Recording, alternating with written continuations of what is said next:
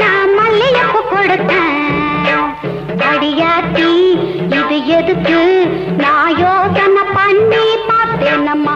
அவ வாங்கிக்க சொல்லி தந்தானம்மா.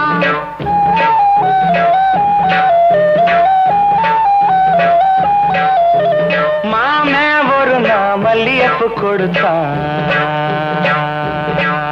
என் மாமே ஒரு நான் மல்லியப்பு கொடுத்தேன்.